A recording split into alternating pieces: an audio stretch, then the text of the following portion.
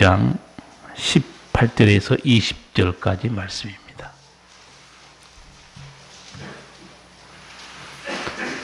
마가복음 5장 18절에서 20절까지 말씀입니다. 예수께서 배에 오르실 때 귀신 들렸던 사람이 함께 있기를 강구하였으나 허락지 아니하시고 저에게 이르시되 집으로 돌아가 주께서 내게 어떻게 큰 일을 행하사 너를 불쌍히 여기신 것을 내 친속에게 고하라 하신대. 그가 가서 예수께서 자기에게 어떻게 큰 일 행하신 것을 데가볼리에 전파하니 모든 사람이 기히 여기더라. 아멘.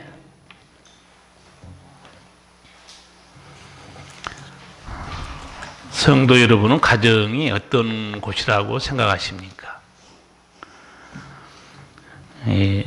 가정이란 아버지, 어머니의 사랑 때문에 자식들의 천국이 이루어지는 곳입니다. 가정이란 힘들고 어려운 일들을 사랑으로 함께 헤쳐나가는 곳입니다. 허물도 잘못도 다 품어주고 무한한 용서로 믿어주는 곳이 가정입니다. 그래서 가정은 힘을 잃었던 사람이 위로와 힘을 얻고 새롭게 다시 일어서는 곳이에요. 이 사랑의 능력 때문에 가정이 지탱된 겁니다. 천국의 아름다운 모습을 앞당겨서 볼 수 있는 곳이 하나님을 모신 가정입니다. 행복은 먼 데 있는 게 아니고 가정 안에 있습니다. 가정이 생명의 샘터요, 다시 일어서는 회복의 샘터입니다. 그렇다면 예수 믿는 가정은 어떤 곳일까요? 찬송가 사철의 봄바람 불어있고 그 찬송가 보면 믿음의 가정이 어떤 곳인가 자세히 나와 있어요. 설교 후에 이 찬송을 부를 겁니다. 사철의 봄바람 불어있고 하나님 아버지 모셨으니 믿음의 반석도 든든하다. 우리 집 즐거운 동산이라. 고마워라 임마누엘, 예수만 섬기는 우리 집. 고마워라 임마누엘, 복되고 즐거운 하루하루. 그리스도인의 가정도 일반 가정과 다를 바가 없습니다. 다 어버이의 사랑이 있습니다. 그리고 기쁨과 서름도 같이 하고 어려움도 헤쳐나갑니다. 그러나 믿음의 가정만 누리는 은총이 따로 있습니다. 그것이 선한 목자 되신 예수님을 모시고 사는 은총입니다. 하나님께서 함께 하시는 은총입니다. 하나님의 은혜로 사는 은총이 믿음의 가정에만 있습니다. 그래서 힘들고 어려워도 믿음의 가정은 기도로 살고 말씀으로 사는 겁니다. 어느 가정이든 십자가 하나쯤은 다 있습니다. 다 가슴 아픈 기도 제목도 있습니다. 그러나 믿음의 가정은 사람들의 힘으로만 헤쳐나가지 않고 예수님의 도우심으로 하나님의 인도함을 받아 살아가는 은총이 있습니다. 1절 이 찬송가 가사 보면 사철의 봄바람이 불어있고 하나님 아버지 모셨으니 믿음의 반석도 든든하다. 우리 집 즐거운 동산이라. 고마워라 임마누엘, 예수만 섬기는 우리 집. 이게 세상과 다른 믿음의 가정이에요. 예수님이 그 가정의 목자입니다. 방패와 상급신 하나님을 모시고 살아가요. 여러 종교나 철학이나 가르침이 많습니다. 여러분, 유교는 가정보다 가문을 중시합니다. 사실 가정이 중요한 거거든요. 유교는 가문을 중시해요. 불교는 가정보다 해탈을 더 중시합니다. 그런가 하면 같은 하나님을 믿고 있지만 로마 카톨릭은 가정보다 교회를 더 중시합니다. 공산주의는 어떨까요? 공산주의에게 가정은 없습니다. 이념과 국가와 사회만 있을 뿐이에요. 그러나 하나님께서는 그 무엇보다 가정을 사랑하십니다. 왜냐하면 가정을 세우신 분이 하나님이에요. 우리는 아무 뜻도 없이 결혼해서 가정을 이룬다고 생각하지만 아담에게 하와를 지어 주셔서 가정을 이루게 하신 분이 하나님이에요. 가정을 세우신 하나님께서 복된 가정을 위한 말씀도 주셨습니다. 하나님께서 우리 믿음의 가정은 이렇게 살아라 하고 지침을 주셨는데, 어떻게 보면 인간이 살면서 신의 음성을 들을 수 있다. 하나님께서 이렇게 사는 것이 행복한 가정이다. 그런 말씀을 듣는다는 게 놀라운 일이에요. 예, 하나님께서 우리에게 가정을 향해 주신 말씀이 부모에게도 있고 자녀에게도 있고 아내와 남편들에게 각자 따로따로 말씀했어요. 여러분이 에베소서를 읽어보시면 거기 자세히 나온 걸 알 수 있을 거예요. 자녀들아, 네 부모를 공경하라. 내가 땅에서 잘되고 장수할 것이다. 부모들에게도 말씀합니다. 부모들아, 주의 교양과 훈계로 자녀들을 양육하라. 세상 지식으로 자녀를 키우거나 자기 감정과 자기 뜻대로 애들을 교육시키지 말라는 거예요. 주의 교양과 훈계로. 아내들에게 주신 말씀이 있습니다. 아내들아, 자기 남편에게 복종하기를 주께 하듯 하라. 그리고 남편들에게 주신 말씀도 있죠. 남편들아, 아내 사랑하기를 그리스도께서 교회를 사랑하시고 위하여 자신을 주심같이 하라. 사실 남편이 더 어렵습니다. 아내에게, 남편에게 복종해라. 그것보다도 남편이 아내 사랑하는 게 더 어려워요. 왜? 십자가에 돌아가신 같이 죽으라는 거예요.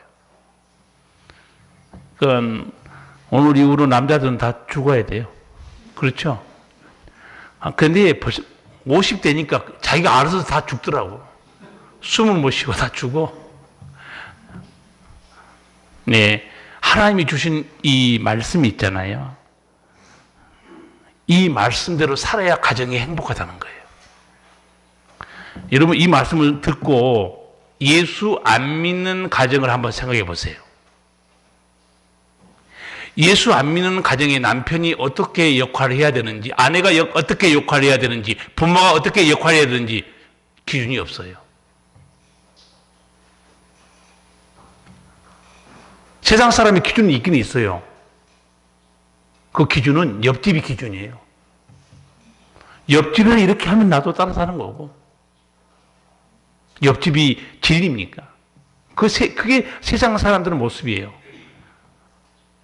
우리 기준은 하나님 말씀이 있습니다. 그 말씀에는 약속이 있고 은혜가 있습니다. 행복한 가정은 절대 거저 만들어지지 않습니다. 부모들, 자녀들, 아내들, 남편들이 반드시 자기 바람직한 말씀에 대한 역할을 그렇게 해야 됩니다. 이 말을 듣고 이 말대로 살지 않잖아요? 가정의 행복은 오지 않을 겁니다. 예수님이 가정을 얼마나 소중히 여기고 사랑하셨는가 성경 여러 곳에 나와 있어요. 그리고 예수님 자신이 매우 가정적이고 효자였습니다. 사는 동안 부모님을 예수님은 잘 받들어 섬겼어요. 누가복음 2장 51절 말씀입니다. 예수께서 한 가지로 내려가사 나사렛에 이르러 순종하여 받드시더라. 부모님을 받들어 섬겼어요. 언제까지 이렇게 예수님이 일하셨는가? 공생의 전까지.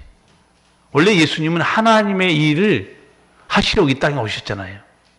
그러나 33세 공생의 되기 전까지 예수님은 나사렛에서 부모님을 극진히 받들어 섬겼어요.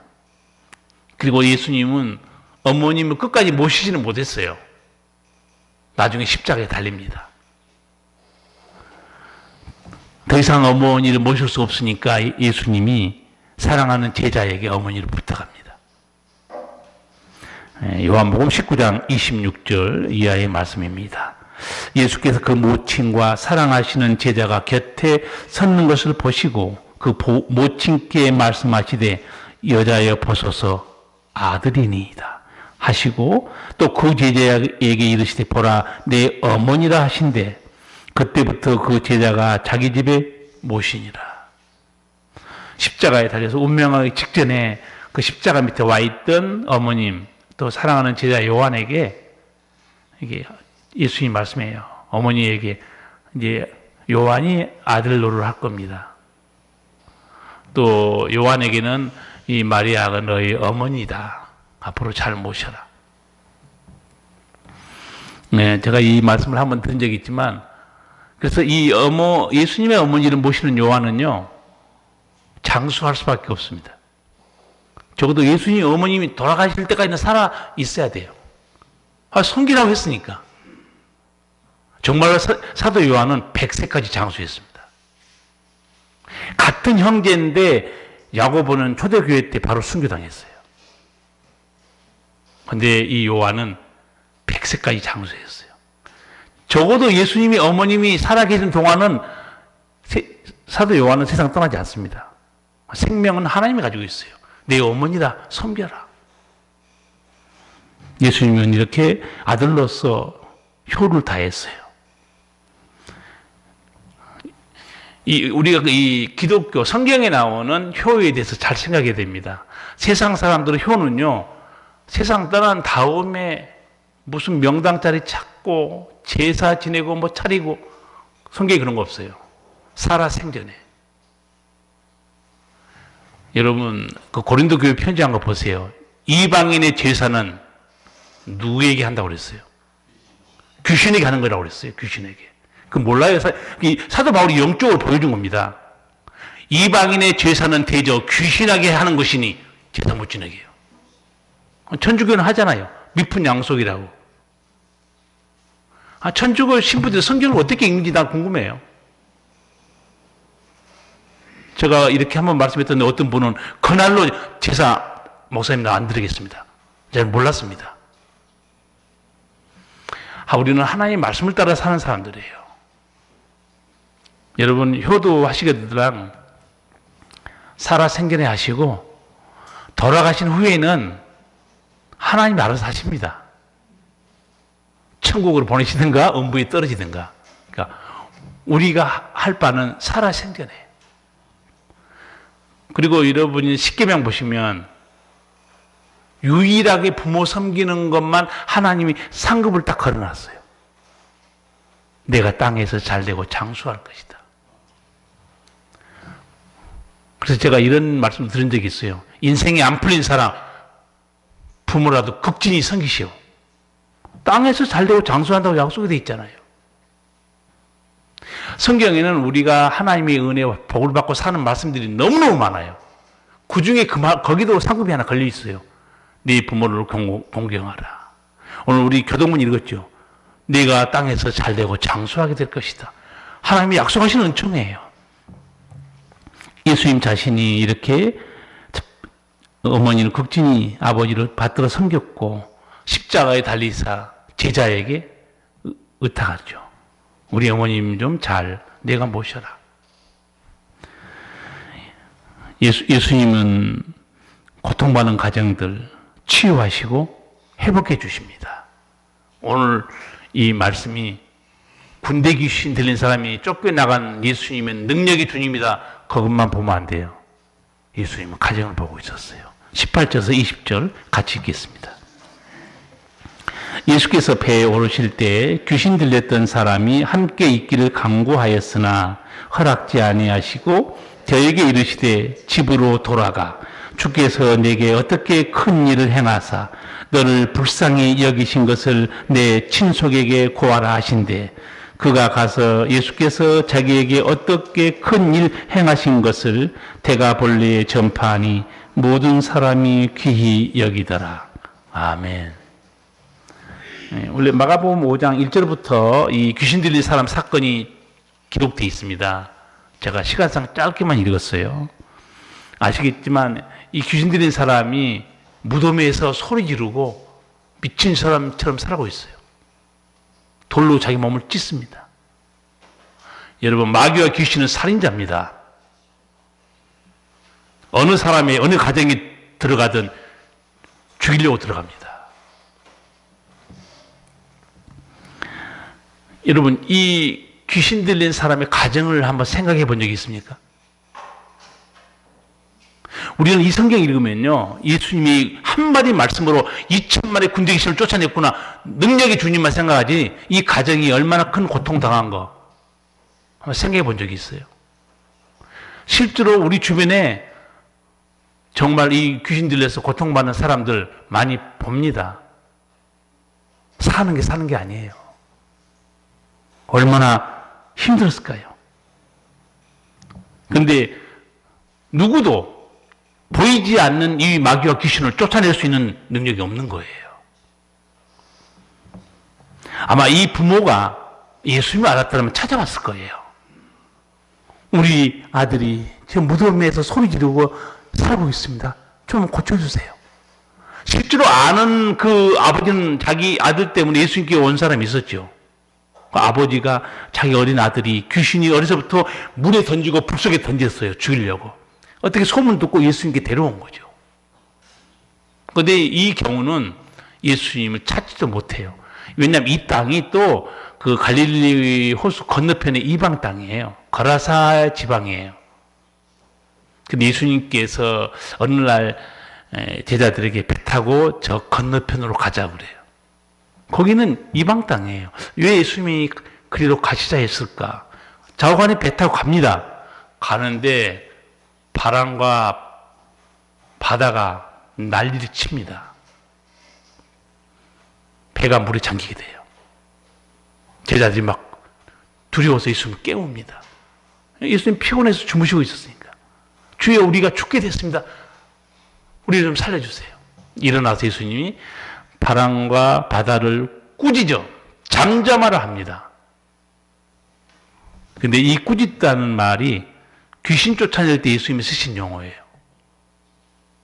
그러니까 예수님은 지금 예수님 타고 가는 이 배를 침몰시키려고 누가 지금 이렇게 방해를 놓고 있었던 거예요. 영적으로 보면 마귀입니다. 마귀는 귀신은 귀신 같지 않습니다. 지금 예수님이 어디로 가고 있는 거예요? 공대 귀신 2,000마리 들리는 그 사람을 치유하러 가는 거 귀신은 귀신 같지 않습니다. 그런데 아무도 예수님의 길을 막을 수가 없죠. 한마디 명령에 잔잔해져 버립니다. 예수님께서 이 사람을 불쌍히 여기서 이 무덤까지 찾아가신 거예요. 그리고 괴롭히고 있던 귀신들에게 명령이 있습니다. 더러운 귀신아, 그 사람에서 나오라. 순간 2,000마리 군대 귀신이 빠져서 돼지떼에 들어가 버립니다. 여러분, 이런 성경을 보지 않으면 세상에 이런 일이, 성경을 알지 못한 사람은 영적 세계의 비밀을 전혀 알 수가 없습니다. 이런 일이 있구나. 있어요. 수없이 많고 지금도 이 사회에는 그런 일이 벌어지고 있어요. 그런데 오늘날 교회가 영성이 떨어지니까 교회도 귀신 들렸는지 우울증인지 분별도 못하고 다 정신과로 보내버립니다. 정신과로 보내면요, 귀신은 춤을 춥니다. 정신과 약과 정신과 의사 상담으로는 귀신을 도무지 쫓아낼 수 없어요. 정체도 모릅니다. 권세는 우리에게 주셔서 예수님께서 내 이름으로 귀신을 쫓아내며 병든 자에게 손을 얹어라, 낫게 될 것이다. 우리 예수 믿는 사람은 이 세상이 알 수 없던 영적 세계의 비밀을 보고 살아가는 거예요.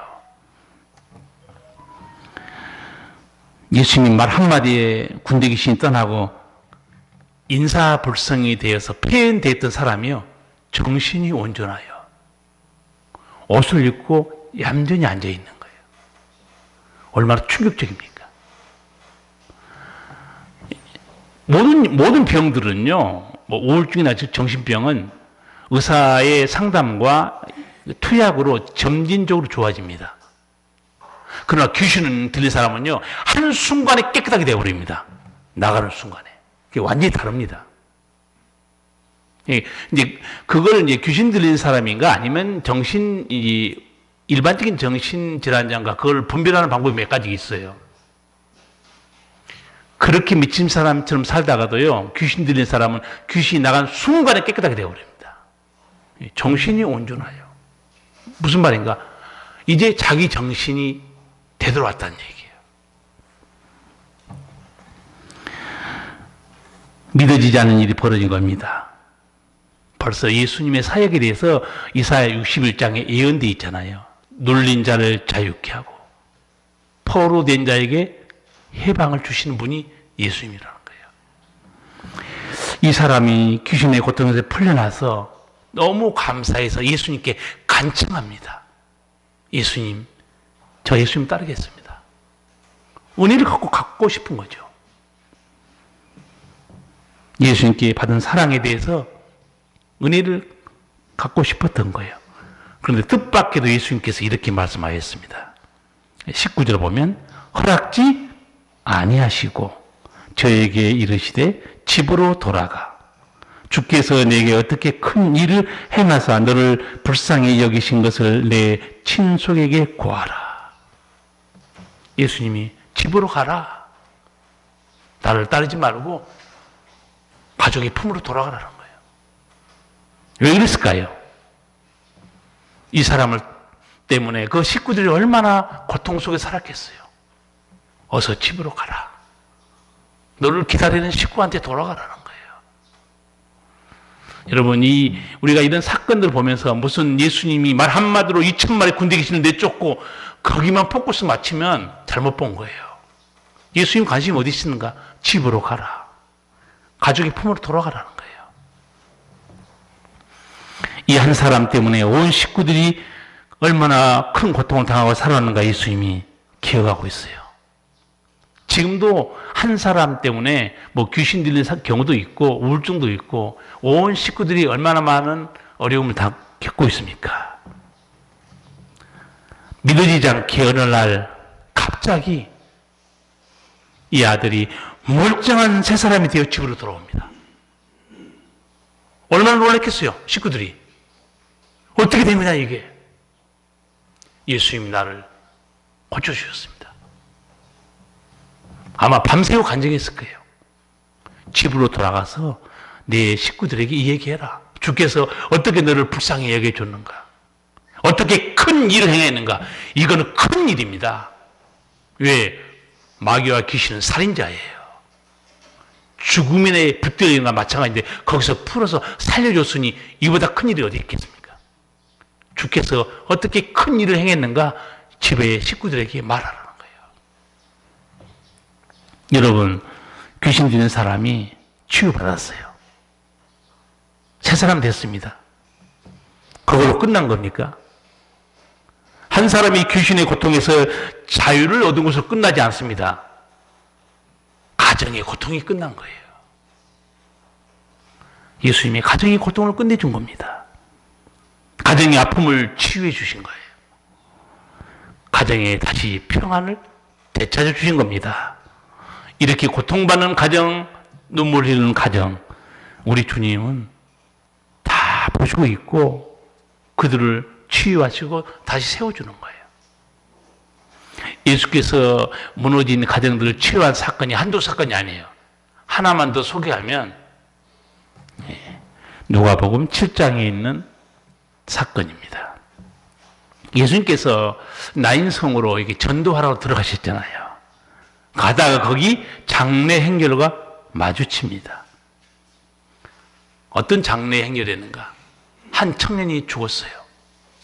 보니까 과부의 독자였습니다. 어머니가 거의 실신했겠죠. 아들이 죽은 겁니까? 이렇게 되면 어머니도 거의 죽은 거나 다름없어요. 가정이 죽은 거예요. 애아들을 의지하고 살았던 이 혼자 남은 과부가 무슨 살 소망이 있겠습니까? 그런데 예수님께서 이 과부를 불쌍히 여겨줘 상상도 못할 일을 해줍니다. 누가복음 7장 12절 이하의 말씀 제가 잠깐 읽어드리겠습니다. 성문에 가까이 오실 때 사람들이 한 죽은 자를 메고 나오니 이는 그 어미의 독자요 어미는 과부라. 그 성에 많은 사람도 그와 함께 나오거늘 주께서 과부를 보시고 불쌍히 여기사 울지 말라 하시고 가까이 오사 그 관에 손을 대시니 맨 자들이 서는지라. 예수께서 가라사대 청년아 내가 네게 말하노니 일어나라 하시며 죽었던 자가 일어나 앉고 말도 하거늘 예수께서 그를 어미에게 주신대 모든 사람이 두려워하며 하나님께 영광 돌려 가로되 큰 선지자가 우리 가운데 일어나셨다 하고 또 하나님께서 자기 백성을 돌아보셨다 하더라. 아멘. 예수님께서 나인성으로 전도하러 들어가셨습니다. 거기서 장래 행렬과 마주칩니다. 예수님은 전도하러 가셨지만 예수님의 행렬은요 단순한 전도 행렬이 아닙니다. 예수님의 행렬은 생명의 행렬이에요. 병든 자를 치유하는 행렬입니다. 귀신을 쫓아내는 행렬이에요. 죽은 자를 살리시는 행렬입니다. 그러나 장래 행렬은 죽음의 행렬이에요. 슬픔의 행렬이고 절망의 행렬입니다. 딱 마주치는 거예요. 아마 이 과부가 예수님이 누군지 알았다면 쫓아와서 저 아들 좀 살려주세요. 저는 이 아들 없으면 못 삽니다. 그렇게 했을 거예요. 그런데 예수님이 누군지 몰랐던 것 같아요. 예수님께서 이 과부를 보시고 불쌍히 여기사 울지 말라.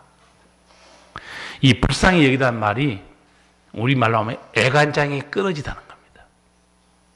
그 과부의 눈물과 고통을 보고 예수님의 마음이 미어진 거예요. 성도 여러분, 이거예요. 우리 집안의 일 아니어도 우리도 눈물 나요. 우리도 장례식장 가서 문상할 때 90세 사셨습니다. 그러면 호상이구나 하고 그냥 돌아와요. 가서 딱 보니까 애들이 초등학교 다녀요. 그러니까 아빠가 세상을 떠난 거예요. 어떤 사람도 거기서 눈물을 흘리지 않을 수가 없습니다. 애들은 어떻게 살지? 그 애 엄마는 어떻게 살지? 다 가슴이 미어지는 거예요. 왜? 우리 모두 그런 일을 당하고 살고 있기 때문에. 예수님께서도 이 모습을 보고 마음이 아프신 겁니다. 슬픔을 보시고 예수님 마음이 미어진 거죠. 예수님께서 한마디에 울지 말라. 우리도 그렇게 말합니다. 문상 가면 울지 마세요. 천국에 가셨으니 하나님 위로로 사세요. 힘내세요. 우리의 위로는 여기까지입니다. 예수님께서는 울지 말라 하고 그냥 돌아서지 않았습니다. 죽은 청년의 관에 손을 대시는 거예요. 여러분, 이 내용 장면을 보면 예수님이 율법을 어기는 행위예요. 레위기를 보면요, 시체에 하나님이 손대지 말게 했어요. 시체는 부정한 것이다. 죽은 자에게 손대지 말라고 그럽니다. 근데 예수님이 손을 대요, 관에다. 근데 저는 그 관을 대는 순간에 그 운구 행렬이 잠깐 멈춥니다. 나는 그 장면이 너무너무 놀라운 거예요. 왜냐하면 우리도 운전하다 보면 운구차 지나가죠. 저도 운구차 지나가면 차 비켜줍니다. 빨리 가시라고. 어서 가서 망자를 편히 보시라고. 다 비켜줘요. 망자가 지나가는데 가로막는 사람 한 사람도 없습니다. 근데 예수님은 관에서 손을 대고 멈추기를 멈추게 하는 거예요.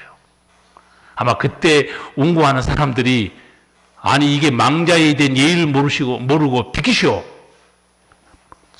그냥 지나쳐 버렸다면 어떻게 됐을까 생각해 봤어요. 다 멈춰 섰습니다. 어쩌면 혹시 그 중에 예수님을 알아본 사람이 있었는지도 몰라요. 멈추는 순간에 예수님이 한마디 합니다. 청년아, 내가 네게 말하노니 일어나라. 이게 망자에게 할 수 있는 말은 아니죠. 우리가 문상 가지만 어떤 조문객이 망자에 대해서 말을 합니까? 유가족에게 말할 뿐이지. 어떻게 죽은 자에 대해서 말해요? 예수님은 명령하십니다. 생명의 주인이에요. 그 순간 죽은 청년이 일어나 앉았습니다. 예수께서 그를 어미에게 주신대 죽은 아들 다시 어머니 품에 되돌려줍니다. 죽은 독자가 예수님의 명령으로 살아났어요. 성도 여러분, 이 죽은 독자, 이 청년 한 사람이 살아난 겁니까? 아닙니다. 죽은 청년이 살았고 죽은 목숨이 된 어머니도 산 거예요. 그리고 무너질 뻔했던 가정도 다시 살아난 겁니다. 이 포커스를 잘 보시면 예수님이 행하시는 기적만 쳐다보면 안 됩니다, 여러분. 예수님이 행하시는 기적만 보면 예수님의 능력밖에 남는 게 없어요. 그러나 자세히 보세요. 항상 예수님은 사람을 사랑하시고 사람을 불쌍히 여기는 거예요. 그리고 가정을 불쌍히 여기신 거예요. 포커스가 거기 맞춰져 있습니다. 가정을 다시 살리신 분은 예수님밖에 없습니다. 성도 여러분, 가정에 고통이 있습니까? 가정을 사랑하시고 가정을 치유하시고 다시 살리신 예수님께 나가기 바랍니다.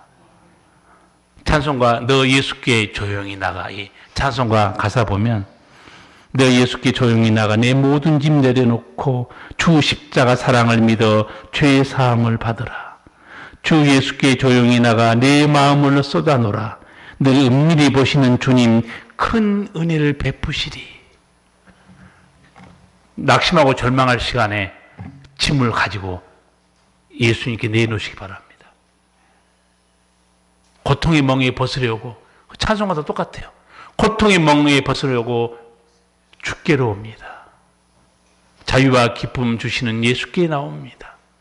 예수께 나오셔야 돼요. 하나님께서 세우신 이 행복한 가정을 무너뜨리는 주범들이 몇 가지 있습니다. 첫째가 죄예요. 죄가 가정을 무너뜨립니다. 여러분, 아담과 하와 가정을 보면 알 수 있습니다. 행복한 아담과 하와 가정에 죄가 들어오죠. 그 다음에 어떤 일이 벌어지는가? 살인사건이 터집니다. 가인이 아벨을 죽여요.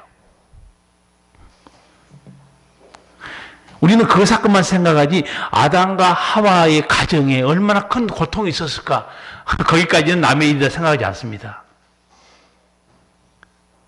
아담과 하와가 아벨을 잃어버리고 얼마나 큰 고통을 받았겠어요. 더구나 아벨은 얼마나 착한 애예요. 하나님 말씀 잘 듣고 세상에서도 아버지 뜻대로 살고 감사하며 사는 이 아담과 하와가 봤을 때도 이 이쁘고 착한 믿음 좋은 이 아들이 죽어버린 거예요. 큰아들은 말썽 부리고 하나님 뜻대로 살지도 않고 자기 사랑스러운 동생을 죽인 거예요. 죄가 들어오면 가정은 고통을 받습니다. 그런데 하나님께서 이 아담과 하와 가정을 위로해 주는 사건이 있어요.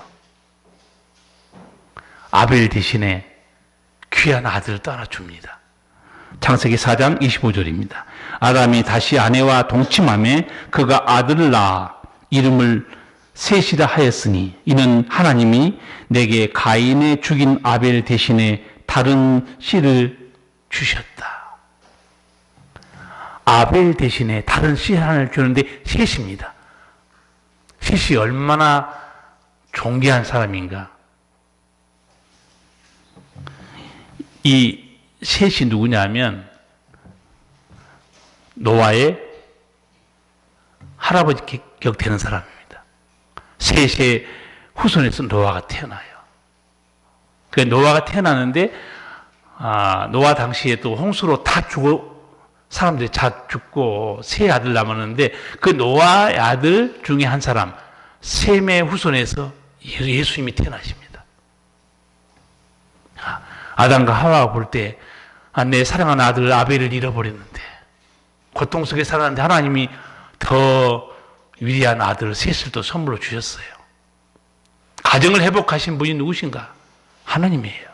둘째 가정을 깨트리는 조범이 질병입니다. 몇 년 전에 가습기 살균제 사건으로 온 나라가 참 큰 홍역을 치른 적이 있었죠.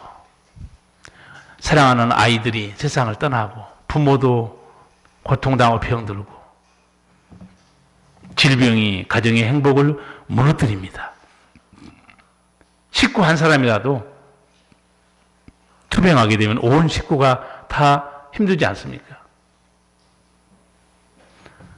실제로 진방 갔을 때 남편이 예전에 투병하다가 좀 나았어요. 근데 남편이 그래도 이 술, 담배를 못 끊는 거예요.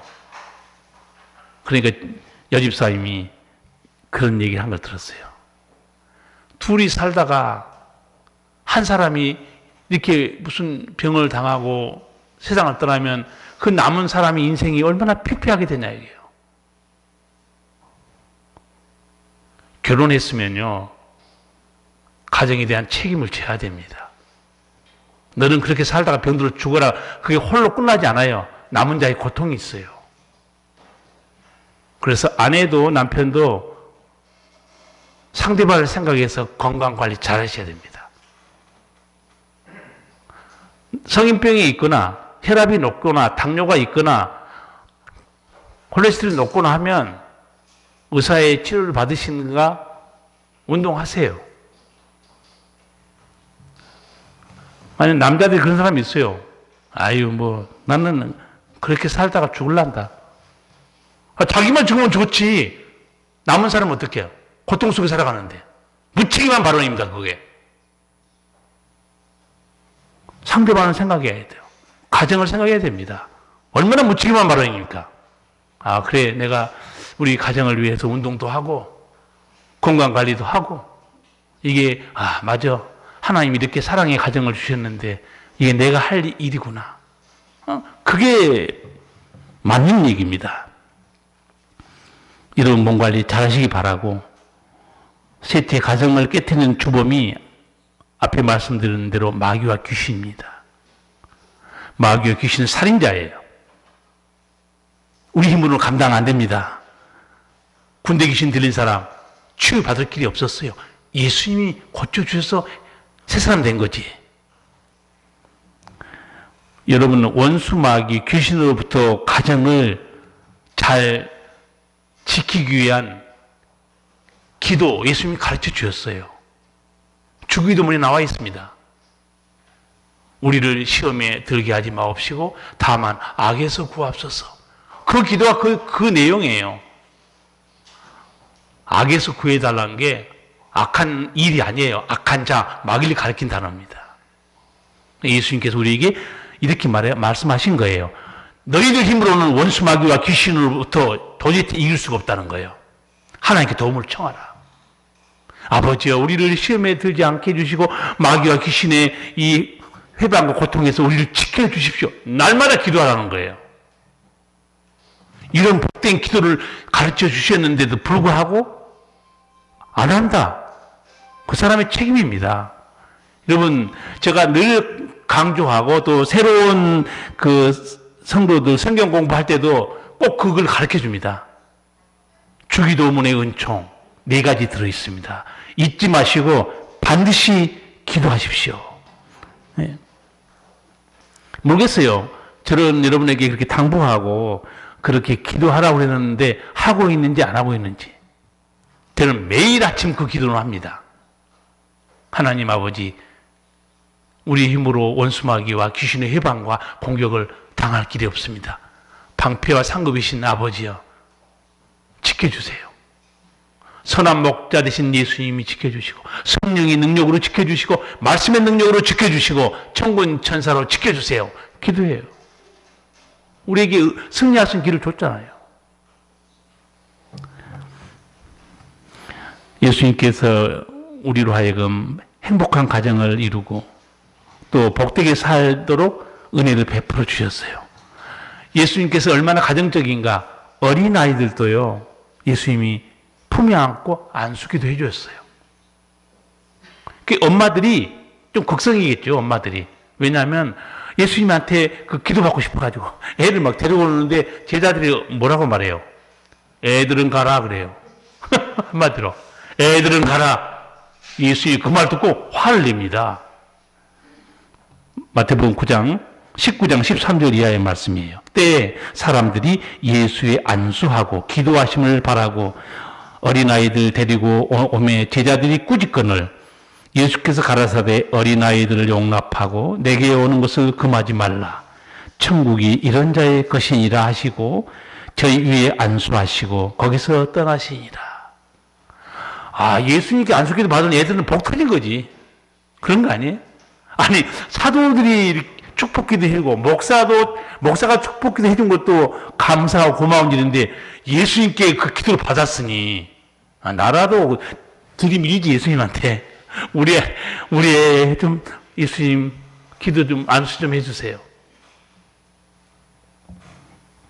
예수님은 어린아이들 사랑하시고 무너져 가는 가정도 치유해 주시고 회복시켜 준 거예요. 아까 말씀드린 대로 행복한 가정을 이루기 위해서는 우리가 할 일이 반드시 있습니다. 다시 한번 기억하시기 바랍니다. 자녀들아, 네 부모를 공경하라. 부모들아, 주의 교양과 훈계로 자녀들을 양육하라. 아내들아, 자기 남편에게 복종하기를 죽게 하듯 하라. 남편들아, 아내 사랑하기를 그리스도께서 교회를 사랑하시고 위하여 자신을 주신 같이 하라. 우리가 이 말씀을 잊지 말고 순종해야 됩니다. 그러면 행복한 가정이 돼요. 또 하나, 행복한 가정을 이루기 위해서는 그 가정을 깨트리는 주범들을 명심해야 됩니다. 죄이고 질병이고 원수마귀와 귀신입니다. 이 모든 걸 해결해 주신 분이 사실 예수님이에요. 우리 죄의 사함의 은총도 주신 분이 예수님이고 질병을 치유해 주신 분도 예수님이고 마귀와 귀신과 죽음에서도 우리를 지켜주신 분이 예수님입니다. 가정의 달을 맞이해서 죄와 질병과 원수마귀 죽음에서도 우리를 지켜 보호하시는 예수님 굳게 붙들고 승리하시기 바랍니다. 기도하시겠습니다.